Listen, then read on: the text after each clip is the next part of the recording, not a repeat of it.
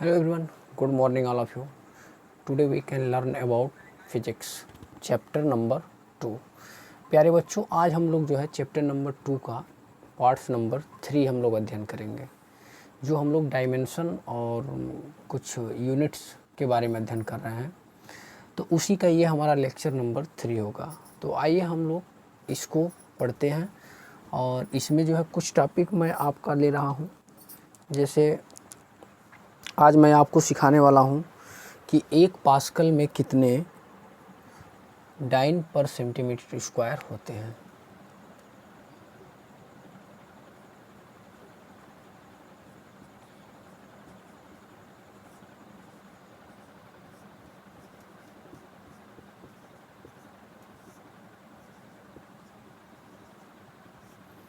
हमें ये चेंज करना है कि 1 पास्कल में कितना डाइन पर सेंटीमीटर स्क्वायर होता है। तो इसके लिए हम लोग क्या करेंगे, हम लोग जानते हैं कि जो प्रेशर का फार्मूला होता है, दाब बराबर होता है बल बटे क्षेत्रफल, और जो बल का डायमेंशन होता है वो होता है ml/t पे पावर -2, और ये एरिया है इसका l स्क्वायर होता है। आप जब इसे और अधिक सॉल्व करते हैं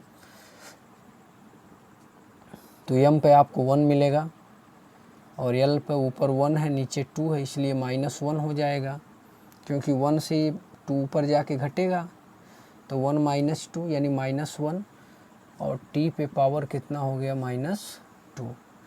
तो ये मेरे पास एक डायमेंशन आ गया, किसका है, दाब का जो मात्रक है यानी प्रेशर। यानी एक तरह से हम लोग ये बोल सकते हैं कि दाब का जो बीमी सूत्र है वो m पे पावर 1, l पे पावर -1 और t पे पावर -2। चलिए हम लोग इसे चेंज करते हैं। तो अगर हम लोग इसका बात करें कि 1 पास्कल कितना होगा, 1 पास्कल, तो 1 पास्कल का मान तो यही है, आप इसी को लिख देंगे। आप लिख सकते हैं, देखिए ये m है, मैंने आपको बताया था जहाँ पे आप m देखिएगा वहाँ पे 1 kg आप लिख सकते हैं। उस पर पावर कितना है तो 1 है, रहने दीजिए। और इसको क्या आप कर सकते हैं, l है, l फॉर क्या है, लेंथ, लंबाई। तो लंबाई को आप लोग किससे लिखते हैं, मीटर, और ये -1, और यहाँ पर हो जाएगा सेकंड, सेकंड पे पावर -2। ये हो गया पास्कल की वैल्यू, 1 पास्कल की। अगर हम लोग बात करें डाइन पर सेंटीमीटर स्क्वायर में इसकी वैल्यू क्या होगी, तो उसके लिए हम लोग क्या करेंगे, डाइन में करने के लिए आप इसे जो किलोग्राम आप देख रहे हैं उसी को आप ग्राम में लिख देंगे, जो मीटर दिख रहा है आपको उसको आप सेमी में कन्वर्ट कर देंगे, और सेकंड तो आपका एज इट इज रहने वाला है। क्लियर है। तो आप अब यहाँ पर लिखेंगे 1 पास्कल बटे, जिसमें आप चेंज कर रहे हैं, 1 डाइन पर सेंटीमीटर स्क्वायर। तो देखिए कैसे होगा, फार्मूला आपने पढ़ा होगा किस प्रकार से इसे लिखना है। तो फार्मूला मैं आपको यहाँ पर लिख दे रहा हूँ। फार्मूला क्या कहता है, n2 बराबर n1 और m1 अपॉन m2 पे पावर a, और l1 अपॉन l2 पे पावर b, और t1 अपॉन t2 पे पावर c। ये हमारा होता है फार्मूला। तो इसके हिसाब से जब आप लोग लिखेंगे तो ऊपर हो जाएगा 1 kg बटे 1 ग्राम, और इस पर क्या हो गया 1, अगेन हो जाएगा 1 मीटर बटे 1 सेंटीमीटर, इस पे पावर -1 हो जाएगा, और यहाँ पे आपको क्या मिलने वाला है, तो 1 सेकंड बटे 1 सेकंड, इस पे पावर -2 हो जाएगा। हम लोग बेसिकली इसे चेंज किस में करना चाहते हैं, हम लोग इसे जो है डाइन पर सेमी स्क्वायर में चेंज करना चाहते हैं। तो ऊपर की जो वैल्यू kg है, आप लोगों को हमेशा नीचे ध्यान देना है कि नीचे क्या लिखा है, ग्राम में लिखा है। तो kg को आप तुरंत जो है ग्राम में कन्वर्ट कीजिए। 10 पे घात 3 ग्राम, और नीचे आपका 1 ग्राम है, पावर 1 लग जाएगा। ये पावर 1 कहाँ से आता है, यहाँ ये जो डायमेंशन है ए बी और ए सी होते हैं, क्लियर है। यहाँ पर ए की वैल्यू क्या होता है 1 और बी की वैल्यू क्या लिया जाएगा -1 और सी की वैल्यू -2। ये बात हमेशा ध्यान रखिएगा। अब 1 मीटर बराबर 100 सेंटीमीटर, तो 10⁻² सेमी और नीचे 1 सेमी है, इस पे -1 हो गया और ये तो कट के क्या मिलेगा 1 पे पावर -2। कोई दिक्कत नहीं है, 1 पे कोई भी पावर रहेगा कितना भी रहेगा उसका वैल्यू 1 ही होगा। ये ग्राम से ग्राम कट गया, ये इससे कट गया, तो 10⁻³ गुणे 10⁻² अर्थात क्या मिला 10⁻5। आप लिख सकते हैं 10⁻5 डाइन पर सेंटीमीटर स्क्वायर। ये क्रास जाके मल्टीप्लाई हो जाएगा, तो ये किसके बराबर हो जाएगा 1 पास्कल के।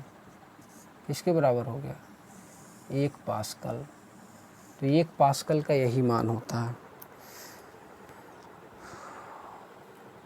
हाँ देखिए, थोड़ा सा मैंने यहाँ मिस्टेक कर दिया, ये -1 है और ये 2 है, तो जब मल्टीप्लाई होगा तो -2, 3 में से 2 जाएगा 1 होगा, 3 में से 2 घात जाएगा 1 होगा, यानी 10 डाइन पर सेंटीमीटर स्क्वायर। तो ये होती है वैल्यू। तो आप लोग बहुत आसानी से आप लोग इसे समझ पा रहे होंगे, ऐसा मैं आशा करता हूँ, ठीक है। तो ये प्रश्न आप जो है स्क्रीनशॉट इसका ले सकते हैं। अब मैं इसके बाद अगला क्वेश्चन ट्राई करता हूँ। तो अगला क्वेश्चन मैंने लिया है 1 न्यूटन में कितने डाइन होते हैं। तो न्यूटन बेसिकली है किसका मात्रक, तो हम लोग जानते हैं न्यूटन जो है वो बल का मात्रक है। तो हम लोग बल का फार्मूला पढ़े हैं F बराबर m में, और m होता है यहाँ पे किग्रा, डायमेंशन अगर बात करें तो ml, t पे पावर -2 ये होता है इसका डायमेंशन। तो हम लोग चेंज करने का जो फार्मूला है क्या पढ़े हैं, हम लोग पढ़े हैं n2 = n1 और m1/m2 पे पावर a और L1/L2 पे पावर b और T1/T2 पे पावर c। क्लियर है। यहाँ पर आपको जो a b और c की वैल्यू दिख रही है, a की वैल्यू आप क्या लेंगे 1, b की वैल्यू 1 और c की जो वैल्यू है वो -2 है, क्योंकि यहाँ पर 1 तो लिखा ही जा सकता है। क्लियर है ऐसे। तो अब आप n2/n1 न्यूटन को आप किस में चेंज कर रहे हैं, डाइन में ना, तो आप ऊपर लिख सकते हैं 1 न्यूटन और नीचे लिख सकते हैं 1 डाइन। अब आइए, मैंने यहाँ n1 को नीचे कर लिया है, m1 मीन्स किस में SI में, तो 1 kg रहेगा ऊपर और नीचे क्या रहेगा 1 ग्राम रहेगा, क्योंकि डाइन जो होता है उसका जो CGS पद्धति में मात्रक होता है, CGS में जो मात्रक होता है, CGS में चूँकि ये मात्रक होता है डाइन, तो CGS पद्धति में हम लोग द्रव्यमान और क्या कहते हैं मीटर और ये समय, उसको भी तो हम लोग CGS में लिखेंगे। तो CGS में द्रव्यमान को क्या है ग्राम में लिखा जाता है, पावर आप a की जगह क्या लगाएंगे 1 लगाएंगे, और यहाँ पे देखिए ये ऊपर मीटर होगा ना 1 मीटर और नीचे क्या होगा 1 सेंटीमीटर, ठीक है। इस पर पावर 1 और समय क्या होगा 1 सेकंड/1 सेकंड, ये -2। अब ध्यान से देखिए, हम लोग कन्वर्ट किस में कर रहे हैं ग्राम में केजी को, तो 10⁻³ ग्राम हम लोग यहाँ लिखेंगे, नीचे 1 ग्राम। ये हमेशा बात आप ध्यान रखिए, जो नीचे रहता है उसी में आप कन्वर्ट कर रहे हैं, यानी MKS को CGS में कन्वर्ट कर रहे हैं। तो MKS को हटाइए यहाँ से, MKS वैल्यू होता है ना केजी, तो केजी को आप ग्राम में कन्वर्ट कर दीजिए, इसको भी आप ग्राम में कन्वर्ट कीजिए तो सेमी हो जाएगा। नीचे भी क्या है 1 सेमी है, सेमी से सेमी हटाइए, ग्राम से ग्राम हटाइए और इसकी वैल्यू आप क्या लिखेंगे 1 लिखेंगे। क्यों, क्योंकि ये दोनों कट जाएगा। अब यहाँ पे देखिए 10 पे पावर 3 इंटू 10 पे पावर 2 यानी 10 पे पावर 5, और ये डाइन जाके क्रॉस गुणा हो जाएगा, तो 10 पे पावर 5 डाइन किसके बराबर हो गया 1 न्यूटन के बराबर हो गया। अगर मैं आपसे पूछूं 1 डाइन कितने न्यूटन के होता है, 1 डाइन, तो आप यहाँ से ये बोल सकते हैं 10⁻⁻5 न्यूटन के, ठीक है। तो आप सीधे सीधे लगा सकते हैं। अगर 1 न्यूटन पूछता है तो 10⁻5 डाइन बताएंगे, हाँ। एक डाइन पूछेगा तो 10⁻⁻5 न्यूटन। इसी प्रकार से 1 पास्कल पूछेगा, 1 पास्कल जो भी मैंने पिछला क्वेश्चन कराया तो 10 डाइन पर सेंटीमीटर स्क्वायर वैल्यू आया था। ऐसे अगर पूछेगा कि 1 पास्कल का मान आप ये भी लिख सकते हैं, 1 पास्कल बराबर 1 न्यूटन पर मीटर स्क्वायर, ये तो उसका मात्रक होता है। तो ये होता है 1 पास्कल का मान 1 न्यूटन पर मीटर स्क्वायर, क्योंकि इसका एम में एफ जो दाब होता है, दाब क्या होता है एक्चुअल में, दाब जो होता है बल बटे क्षेत्रफल ना, तो बल क्या है 1 न्यूटन बटे 1 मीटर स्क्वायर, यानी 1 न्यूटन पर मीटर स्क्वायर। अब आप 1 डाइन पर सेमी स्क्वायर को क्या लिख सकते हैं, 1 डाइन पर सेमी स्क्वायर को आप लिख सकते हैं 10⁻⁻1 पास्कल। क्लियर है? आप इसे उल्टा चेंज भी करके ला भी सकते हैं। ये लाने के लिए आपको क्या है, डाइन पर सेमी स्क्वायर ऊपर है, नीचे किस में करना पड़ेगा, न्यूटन में वैल्यू। ठीक है, मतलब आपको न्यूटन नीचे करना पड़ेगा और ये उसको ऊपर करना पड़ेगा, तो उस प्रकार से हो जाएगा। तो आप इसे सीधा भी कन्वर्ट कर सकते हैं, ला सकते हैं, और उल्टा भी ला सकते हैं। आप चाहे जिस तरीके से सोच सकते हैं उस हिसाब से आप इसे ला सकते हैं। अब हम लोग पढ़ेंगे कि भौतिक राशियों में संबंध हमें कैसे स्थापित करना है। कुछ एग्जाम्पल मैं इसका भी आपको करा देता हूँ, देख लीजिए। जैसे भौतिक राशियों में हमें संबंध स्थापित करना है, तो मैं सरल लोलक का पहला एग्जाम्पल आपको बता रहा हूँ। ये कोई सरल लोलक है, ठीक है। इसका कुछ इस प्रकार से सिचुएशन है, यह लंबाई के धागे में यह बंधा हुआ है यम द्रव्यमान का पिंड। जब आप इसे खींचते हैं और खींचने के उपरांत जब इसे आप छोड़ते हैं तो कुछ इस प्रकार से मोशन करेगा, एक बार उधर जाएगा और एक बार इधर आएगा। तो यह जो यम द्रव्यमान का पिंड है, एक पतले धागे की सहायता से जब किसी दीवार की सहायता से आप बांध करके लटका देते हैं, तो ये समायोजन एक्चुअल में क्या होता है, सरल लोलक होता है। और इसका जो फोर्स काम करता हो यम जी, नीचे काम करता है, बल नीचे की ओर काम करेगा, ये इसका द्रव्यमान होता है। अब देखिए क्या होगा यहाँ से। तो हम लोग कहते हैं कि जो सरल लोलक का है आवर्तकाल हमें निकालना होता है, तो किन किन बातों पे निर्भर करता है। तो जो सरल लोलक का आवर्तकाल होता है, सरल लोलक का आवर्तकाल t निर्भर करता है कि इसकी लंबाई l पे पावर a हो जाएगा, और इसका द्रव्यमान m पे पावर b, और नीचे की ओर एक बल काम कर रहा है mg पे पावर c। यानी इन 3 बातों पे निर्भर करता है, उसके द्रव्यमान पर, नीचे की ओर जो लगने वाला बल है उस पर।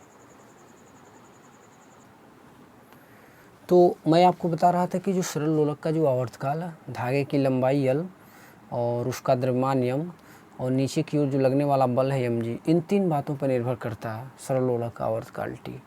तो आइए हम लोग इसके लिए फार्मूला का निर्माण करेंगे, इन तीनों भौतिक राशियों में क्या संबंध होगा, मतलब इस आवर्तकाल के साथ। तो देख लीजिए कैसे लगेगा।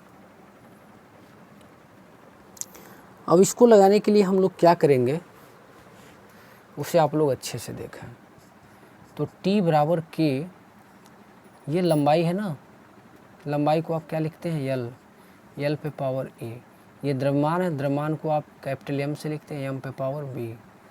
और यहाँ भी द्रव्यमान है, तो m पे पावर एक बार क्या हो जाएगा c, और ये LT यूनिवर्स है, क्या है, गुरुत्वीय त्वरण, उसका डायमेंशन, इस पे पावर क्या लगा दीजिए c। तो एक बार आप इसे और ऐसे कर सकते हैं, t बराबर k, l पे पावर a और m पे पावर b, यहाँ हो जाएगा m पे पावर c, l पे पावर c और t पे पावर -c। ध्यान से देखिएगा, c का इसके साथ भी गुणा होगा, l के साथ भी और t के भी साथ भी। इधर देखिए m l है नहीं, तो हम लोग इधर लिख सकते हैं m पे 0, l पे 0 और t पर 1। यहाँ पर k रहने दीजिए। अब देखिए l पर क्या है, यहाँ पर a है, यहाँ पर c है, और तो कुछ है नहीं, तो l पर क्या हो जाएगा a प्लस c।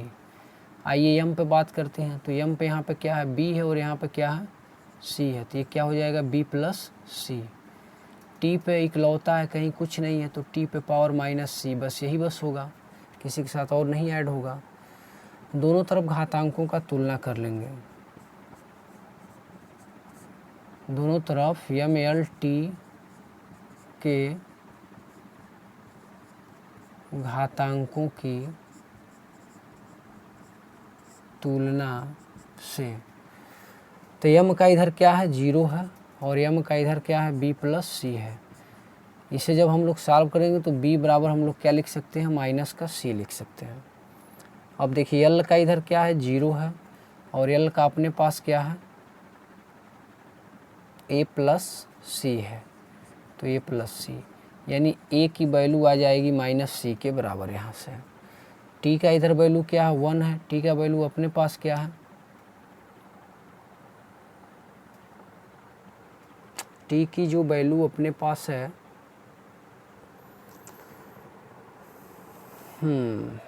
यहाँ पे देखिए ये वेग नहीं, ये गुरुत्वीय त्वरण है और त्वरण होता है मीटर पर सेकंड स्क्वायर, यानी L2 माइनस 2 होगा, बना लीजिए, तो माइनस क्या हो जाएगा 2c हो जाएगा यहाँ पर, और यहाँ पर भी माइनस क्या हो जाएगा 2c होता है। एक्चुअल में जो त्वरण होता है जी, वह उसे आप क्या लिखते हैं मीटर पर सेकंड स्क्वायर लिखते हैं ना, गुरुत्वीय त्वरण का मात्रक ये होता है, तो मीटर को यल से और ये टी स्क्वायर होता है, तो ऊपर जाता है तो यल टी माइनस क्या हो जाता है 2 हो जाता है। इस प्रकार से गुरुत्वीय त्वरण का जो मात्रक होता है मीटर पर सेकंड स्क्वायर होता है। मीटर को आप यल से लिखते हैं, सेकंड को आप टी से लिखते हैं, तो ये कुछ इस हिसाब से फार्मूला बन जाता है। तो इस बात को आप मेजर कीजिएगा, तो यहाँ पर -2c, तो c का जो वैल्यू मिलेगा वो -1/2 मिलेगा। तो c का जब वैल्यू यहाँ पर रखेंगे तो a का मान भी हो जाएगा क्या माइनस है पहले से, और ये माइनस यानी 1/2 प्लस में, और यहाँ भी क्या हो जाएगा प्लस में 1/2 हो जाएगा। यानी मेरे पास जो वैल्यू निकल के आ गया, a का मान मेरे पास आया 1/2, b का मान मेरे पास आया 1/2, c का मान मेरे पास आ गया -1/2। ये सभी मान समीकरण नंबर 1 में ले जाके मैं पुट करूँगा, तो मैं यहाँ पे लिख दे रहा हूँ सभी मानों को 1 में रखने पर, तो 1 में ले जाके रखेंगे तो t बराबर k और l पे पावर 1/2, m पे पावर 1/2 और mg पे क्या हो जाएगा -1/2, क्योंकि c की वैल्यू क्या निकल के आई है -1/2। इसे मैं ऊपर सॉल्व करता हूँ, देख लेता हूँ जगह है कि नहीं नीचे। चलिए अभी काफ़ी जगह दिख रहा है, तो इसे मैं इस प्रकार से घेर दे रहा हूँ। अब मैं नीचे इसे जब सॉल्व करूँगा तो t बराबर क्या हो जाएगा k √l लिख सकता हूँ, गुणे √m लिख सकता हूँ, और गुणे 1/mg √mg। तो चलिए यहाँ पे देख लीजिए, तो t बराबर आपको क्या मिलेगा k √l गुणे m, क्यों, क्योंकि दोनों को रूट में मैंने ले लिया, और अपान में क्या है √mg, तो ये k और √ में m गुणे l बटे m गुणे g, ये कट गया, यानी k √l अपान g। k का जो वैल्यू निकाला गया प्रयोग के द्वारा वो निकाला गया 2 पाई। तो इस हिसाब से मेरे लिए मेरा जो फार्मूला बनेगा वो t बराबर क्या बन जाएगा 2 पाई √l अपान g। तो यही सरल लोलक के आवर्तकाल का फार्मूला होता है। कब, जब कोई यम द्रव्यमान का पिंड यल लंबाई के धागे से बांध दिया जाए और उसे जो है किसी खूंटी से लटका दिया जाए दीवार के सहारे, तो कुछ सिचुएशन बनता है। इस डोरी में एक तनाव बल उत्पन्न होगा, डोरी की जो लंबाई है यल होगी, और यम द्रव्यमान का चूँकि यह पिंड है तो इसका जो mg बल के कारण, मतलब तनाव के कारण, इसमें एक mg कहाँ काम करेगा, नीचे की ओर काम करेगा। ठीक है, तो इस प्रकार से हम लोग इसका मान निकाल लेते हैं। तो इसे आप लोग इसका स्क्रीनशॉट ले लेंगे।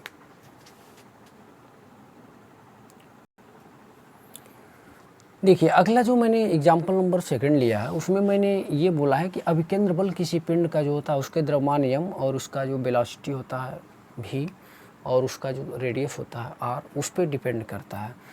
तो कैसे डिपेंड करता है, क्या इसके लिए फार्मूला बनता है, इन सभी बातों को हम लोग इसमें अच्छे से देखने वाले हैं। तो आइए पहले हम लोग अभिकेंद्र बल को समझते हैं। मान लीजिए कोई r रेडियस का एक कोई सर्किल है आपके पास, ठीक है, और इसमें कोई m द्रव्यमान का एक पिंड है। ये ऐसे मतलब सर्कुलर मोशन कर रहा है एक निश्चित पाथ पे, ठीक है।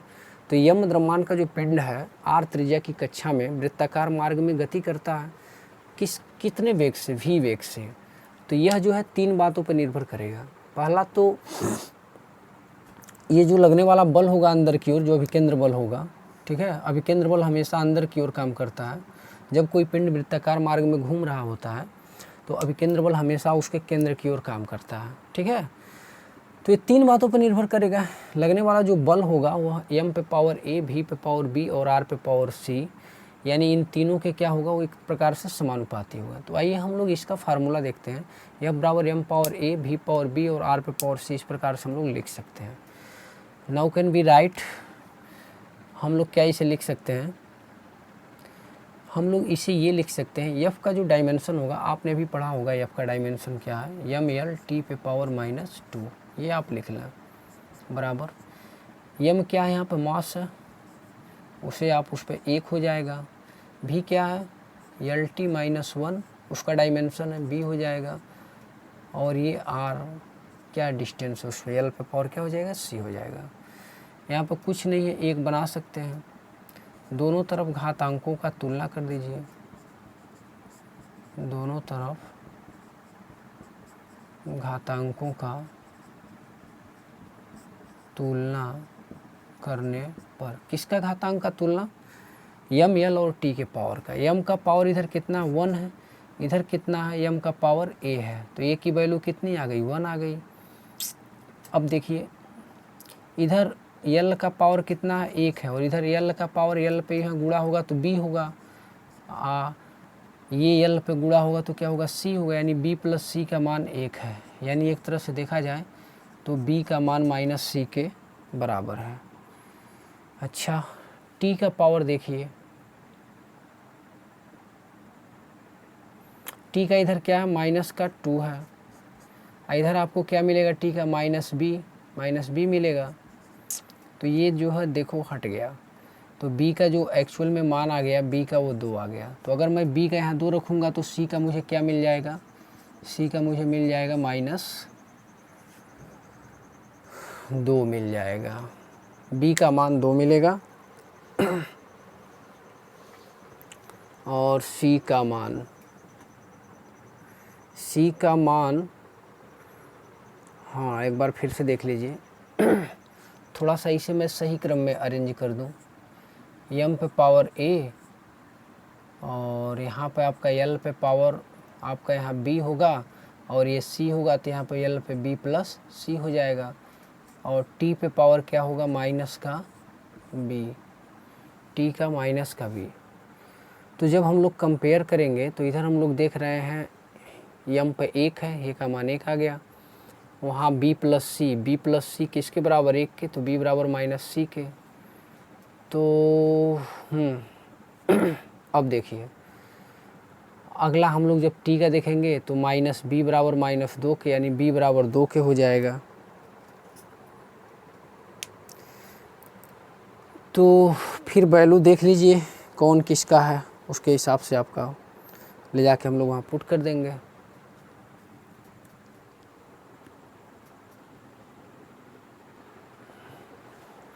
यहाँ पर थोड़ा सा ऐसे देख लीजिए, ये जो 1 है ये बराबर b प्लस सी के है, तो b बराबर हो जाएगा 1 माइनस सी के। तो 1 माइनस और c की जो वैल्यू है, सॉरी b की जो वैल्यू है वो कितनी है, या आप इसे ऐसे कर दीजिए 1 माइनस बी बराबर क्या, c। तो b का वैल्यू तो मैं निकाला हूँ ऑलरेडी, तो इसे मैं इम्प्लाई दैट क्या लिख सकता हूँ, c बराबर 1 माइनस 2 अर्थात माइनस का 1। तो अब ये सभी मान a b और c का देखिए, a का यहाँ आपका निकल गया है और बी का आपने यहाँ पे निकाल लिया और सी का हम लोगों ने यहाँ से निकाल लिया। ये जो ए बी और सी का मान है समीकरण नंबर 1 में ले जा कर के रख दीजिए। तो यह बराबर यम पे पावर ए का मान क्या निकाला गया है 1 और बी का मान क्या है 2 और आर पे सी है तो सी का मान क्या है मतलब सी का माइनस का 1। तो इसे हम लोग ऐसे लिख सकते हैं एम भी स्क्वायर अपान में क्या आर, क्योंकि आर इन्वर्स से नीचे आ जाएगा। यही जो सूत्र होता है इसी को हम लोग कहते हैं वृत्ताकार मार्ग में घूमते हुए किसी पिंड पर लगने वाला अभिकेंद्र बल। तो यही होता है अभिकेंद्र बल। ठीक है, तो आई होप आपको अच्छे से समझ में आ गया होगा। आप इसका स्क्रीनशॉट ले सकते हैं। ये देखिए बहुत बेहतरीन, बहुत ही प्यारा और बहुत ही सुंदर क्वेश्चन मैंने आपके लिए रखा है। उदाहरण नंबर 3 मैं ये बोला हूँ कि जब एक गोलाकार वस्तु है द्रव में जब चलती है तो द्रव में चलने के अपोजिट डायरेक्शन में एक फोर्स लगता है और वह जो फोर्स होता है उसके श्यानता गुणांक n और वेग v और त्रिज्या r पर निर्भर करता है। तो ये किस प्रकार से हम लोग इसे शो करेंगे, तो हम लोग इसे लिख सकते हैं F बराबर क्या, F बराबर K एटा पे पावर A, R पे पावर B और V पे पावर क्या C। ये हमारा क्या हो जाएगा समीकरण नंबर 1।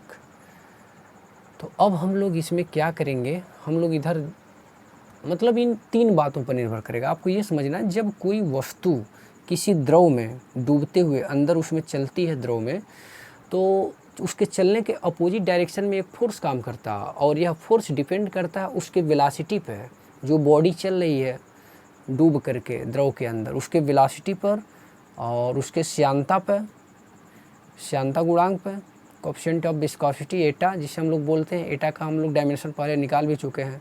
फिर किस पे डिपेंड करती है, उसके रेडियस पे डिपेंड करती है, उसकी त्रिज्या पे, गोले की त्रिज्या। तो हम इस 3 बातों को मिला के ऐसे लिख सकते हैं एक समीकरण के माध्यम से। हम लोग फोर्स का डायमेंशन पढ़े हैं ml पे पावर -2 बराबर के रहने दीजिए एटा का जो डायमेंशन है मैंने आपको पीछे पढ़ा चुका है ml -1 और t पे पावर -1। इस पे क्या हो जाएगा a, r मतलब l पे पावर क्या हो जाएगा b और ये वेग है lt -1 पे पावर क्या हो जाएगा c। आइए इसे आप ऐसे m1 l1 और t पे -2 ऐसे लिख सकते हैं बराबर k m पे पावर a, l पे पावर -a और t पे पावर -a ऐसे भी लिख सकते हैं। l पे पावर b लिख सकते हैं और इसे l पे पावर c और t पे पावर -c कर सकते हैं। थोड़ा सा अरेंज करके लिख लिया जाए m power 1 l power 1 t पे power -2 equal to k। m पे यहाँ पे देख रहे हैं a है, बाकी इधर और कुछ m के साथ है नहीं, रहने दीजिए। l के साथ -a plus b plus c, यानी l पे आपका हो जाएगा -a plus b plus c। t पर क्या हो जाएगा आपका, t के साथ हो जाएगा -a माइनस c। दोनों तरफ हम लोग घातांकों का तुलना करेंगे, दोनों तरफ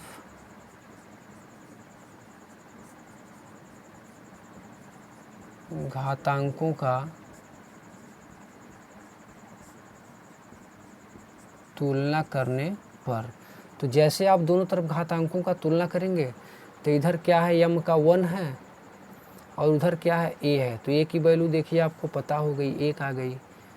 l का देखिए, l का इधर 1 है और दाहिने तरफ क्या है -a plus b plus c, रहने दीजिए। t का इधर क्या है माइनस का 2 है और उधर क्या है -a minus c, minus common करेंगे तो a plus c, minus minus cut गया यानी a प्लस c का मान 2 आ गया। तो अब आप क्या कीजिए, हाँ अब आप c का यहाँ से जब मान निकालेंगे तो 2 - a बराबर क्या c, ये मान सब उसमें ले जाके रखिए। तो जब पहले में ले जाके रखेंगे तो देखिए माइनस रहने दीजिए, ए का मान तो 1 आया है, 1 रहने दो, प्लस बी, और सी की जगह आप क्या लिखेंगे 2 माइनस ए, 2 माइनस है तो इसे मैं नीचे सॉल्व करता हूँ। इसे मैं 1 रिलेशन नाम दे दे रहा हूँ, इसे 2 और इसे 3, यानी फर्स्ट सेकंड और थर्ड। तो अच्छे से मान निकालिए, 2 माइनस ए सी के बराबर हो गया। तो यहाँ से 2 माइनस ए की जब वैल्यू यहाँ रखेंगे तो सी की वैल्यू क्या आ गई 1 आ गई। तो सी का मान आ गया, ए का मान आ गया। अब हमें जो है बी का मान निकालना है स्पेशल। तो एक से हम लोग रिलेशन 1 से देख रहे हैं, तो 1 बराबर माइनस ए की जगह 1 हो जाएगा, प्लस बी रहने दीजिए, सी का मान भी ये कट गया। तो इस प्रकार से बी का भी मान क्या आ गया 1 आ गया। सभी मानों को ले आकर के जब समीकरण में आप पुट करेंगे तो देखिए क्या मिलेगा, यह बराबर के एटा पे पावर 1, आर पे पावर 1 और भी पे पावर 1, यानी यह बराबर के एटा आर भी। यही आपका जो है क्या मिल जाएगा, बल का आपका सूत्र मिल जाएगा। तो जब एक गोलाकार वस्तु द्रव के अंदर डूबती हुई उसमें तैरती है या चलती है तो उस पर जो लगने वाला बल F होता है उसके श्यानता गुणांक और उसका वेग और उसके त्रिज्या पर डिपेंड करता है। तो ये एक बेहतरीन एग्जाम्पल है, आप इसे अच्छे से कर लेंगे। हाँ, एक प्रश्न और मैंने सेलेक्ट किया है। ये प्रश्न क्या है आप देख सकते हैं, उदाहरण नंबर 4, चौथा एग्जाम्पल मैं आपको समझा रहा हूँ। कह रहा है कि जब एक तार में विद्युत धारा बहती है आई, यदि टी समय तक वह उसमें प्रवाहित हो रही है तो जाहिर सी बात है उस तार में जो है ऊष्मा उत्पन्न होगी, और यह ऊष्मा जो होती है उस तार के प्रतिरोधार और समय टी पर निर्भर करता है। तो एक तरह से इसमें रिलेशन अगर देखा जाए तो जब तार में जब विद्युत धारा बहती है आई तो उसमें उत्पन्न जो ऊष्मा होती है उस आई और आर और इस टी पे डिपेंड करती है, जो कि हम लोग इसे इस प्रकार से लिख सकते हैं, एच बराबर K I power A R power B और टी पे पावर सी। तो आइए हम लोग एच का डायमेंशन लिखते हैं। एच मीन्स क्या, ऊष्मा। ऊष्मा एक प्रकार क्या ऊर्जा है, तो ऊर्जा का क्या होगा ml2 टी पे पावर -2। कार्य का जो होता है वही ऊर्जा का हो जाएगा डायमेंशन, और बराबर क्या के आई पे पावर ए आप रहने दीजिए ऐसे, ठीक है। आप जो है आर का मैं पीछे आपको बताया था, मैंने आर को कैसे निकाला था, ml2 टी पे पावर -3 और इसके साथ हम लोग देखते हैं आई पे पावर -2। ये डायमेंशन है बेसिकली किसका, आर का। इस पे बी हो जाएगा और ये हो जाएगा टी पे पावर सी। इसे आप लोग निकाल लेंगे एक बार फिर से। जो प्रतिरोध होता है, प्रतिरोध का ये डायमेंशन होता है ml2 टी पावर -3 और आई पे पावर -2। पीछे की वीडियो में मैंने इसे निकाल के बताया है, वहाँ जाके वहाँ से आप इसे कवर कर सकते हैं, अन्यथा यहाँ पे आपको डायरेक्ट मतलब नहीं लिख सकते हैं, ठीक है ना। जब तक आपको निकालने नहीं आएगा तब तक आपको ये पता नहीं रहेगा, जब पता नहीं रहेगा तो आप यहाँ पे लाके मान भर नहीं पाएंगे। m power 1 l power 2 T पे पावर -2 बराबर के आई पे पावर a, यहाँ पे देखिए m पावर मैं लिख सकता हूँ b टी पे पावर 2b, सॉरी l पे पावर 2b टी पे पावर -3b और i पे पावर -2b, यानी b का मैंने कुछ नहीं किया, सब में मल्टीप्लाई कर दिया अंदर, और यहाँ t पे पावर क्या हो गया c हो गया। अब आप सॉल्व तो कर नहीं पाएंगे, थोड़ा सा डिफ़िकल्ट है, मैं सॉल्व करके बता देता हूँ। दोनों तरफ घातांकों की तुलना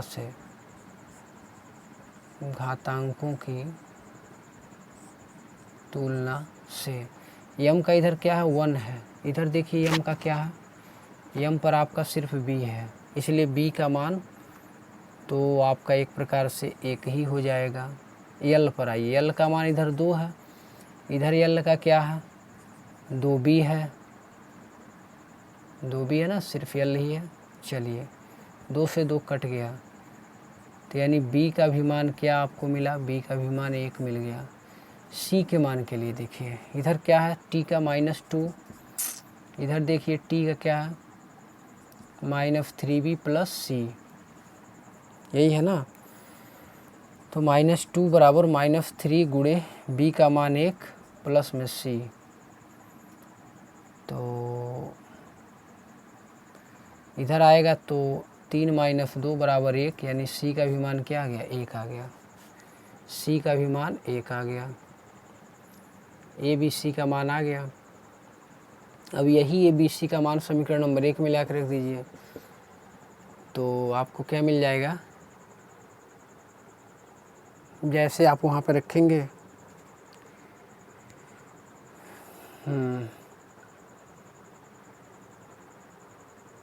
किसका मान निकला, बी का निकला है और सी का निकला, ए का तो भी निकला नहीं, तो ए का कैसे निकलेगा,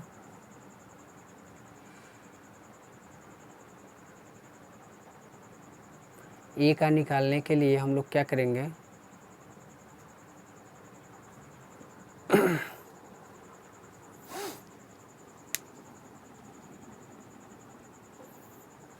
देखिए यहाँ पर i का a है, a का भी निकाल लिया जाए, और वहाँ पे i का -2b, तो a - 2b बराबर 0, तो a बराबर 2b, तो a का मान 2 गुणे b का मान तो निकाला गया है 1, तो इसलिए क्या आ जाएगा 2, तो a का मान आ गया 2, b का मान आ गया 1 और c का मान आ गया 1।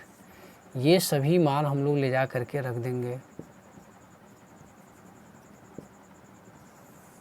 किस में, समीकरण नंबर 1 में।